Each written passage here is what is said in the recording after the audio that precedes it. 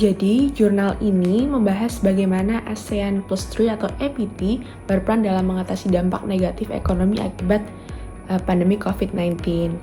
Jadi, pandemi ini muncul di akhir 2019 dan telah memberikan tekanan besar terhadap ekonomi global, termasuk negara-negara ASEAN. Berbagai kebijakan domestik diterapkan oleh negara-negara Asia Tenggara, namun efeknya terhadap pemulihan ekonomi masih terbatas. Oleh karena itu, kerjasama regional menjadi penting dalam membangun ketahanan ekonomi kawasan. Jadi penelitian ini menggunakan konsep regionalisme ekonomi yang menekankan pentingnya kerjasama antar negara dalam satu kawasan untuk menjaga stabilitas ekonomi dan finansial. Jadi ASEAN Plus 3 ini terdiri dari negara-negara ASEAN seperti China, Jepang, dan Korea Selatan yang menjadi platform utama dalam merancang kebijakan guna menghadapi krisis ekonomi yang ditimbulkan akibat pandemi. Jadi kita masuk ke tujuan penelitian. Tujuan utama penelitian ini adalah untuk menganalisis bagaimana kerjasama ASEAN Plus 3 berkontribusi dalam memitigasi dampak ekonomi dari pandemi COVID-19 ini. Penelitian ini juga mengeksplorasi kebijakan spesifik yang diterapkan oleh APT dalam menjaga stabilitas ekonomi regional. Secara lebih rinci, penelitian ini berfokus pada 3 kebijakan utama yang menjadi pilar dalam upaya pemulihan ekonomi. Yang pertama itu ada CMBM atau Chiang Mai Initiative Multilateralization atau mekanisme stabilitas keuangan untuk mendukung likuiditas negara anggota.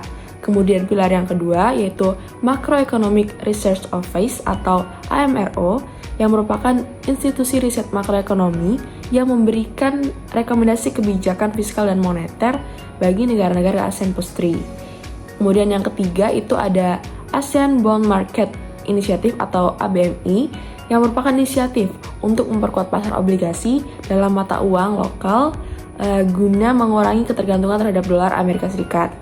Selanjutnya kita membahas mengenai kontribusi teoretis. Jadi penelitian ini memperkaya pemahaman mengenai regionalisme ekonomi dan peran kerjasama multilateral dalam menghadapi krisis global. Konsep ini memperlihatkan bagaimana sih negara-negara kawasan Asia Tenggara semakin bergantung satu sama lain, baik dalam sektor perdagangan, keuangan, maupun investasi.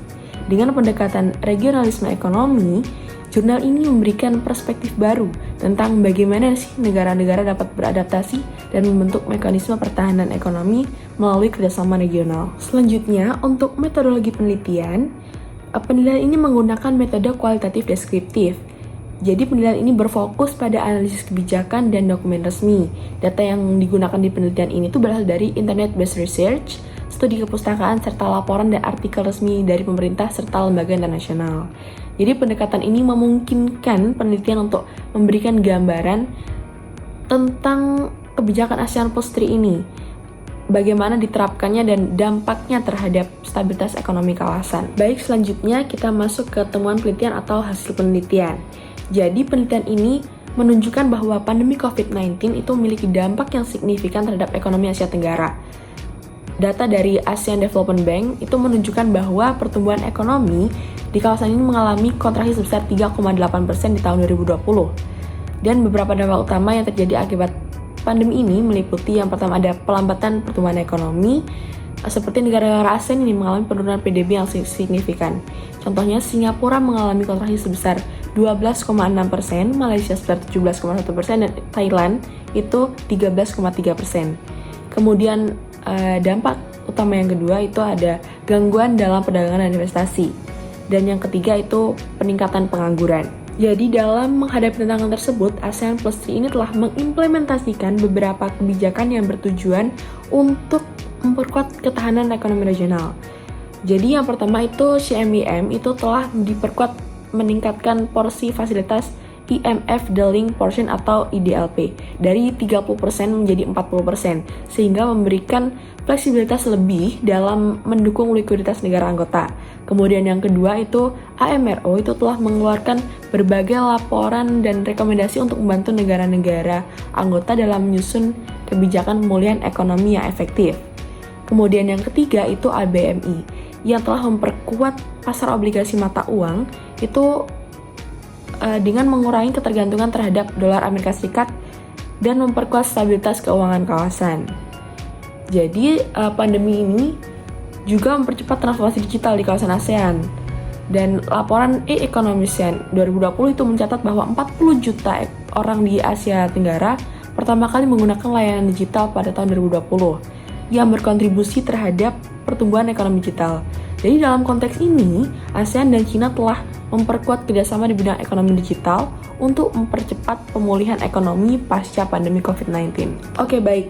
Selanjutnya ada kesimpulan. Jadi penelitian ini menyimpulkan bahwa kerjasama ASEAN Plus 3 ini memiliki peran yang sangat penting dalam menjaga stabilitas ekonomi regional selama pandemi COVID-19. Langkah-langkah yang telah diambil oleh APT ini, terutama CMIM, AMRO, dan ABMI, ini telah membantu mengurangi dampak negatif pandemi terhadap ekonomi kawasan.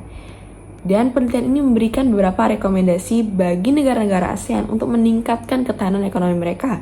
Yang pertama, bisa dengan memperkuat kebijakan regionalisasi keuangan, kemudian yang kedua, meningkatkan literasi digital dan keuangan, dan yang ketiga, meningkatkan keterlibatan sektor swasta. Jadi, jurnal ini sangat relevan dengan materi kita, yaitu kerjasama antar regional, terutama dalam aspek kerjasama ekonomi keuangan.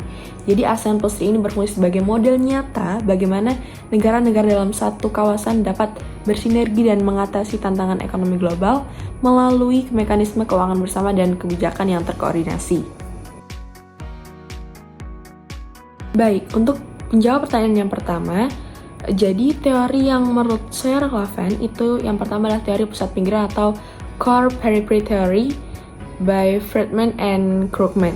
Jadi ini relevan untuk menjelaskan kesenjangan ekonomi antara kota besar dan daerah terpencil, termasuk bagaimana investasi dan industrialisasi terkonsentrasi di pusat-pusat ekonomi seperti Jakarta, Singapura, Bangkok, sementara daerah lain tertinggal.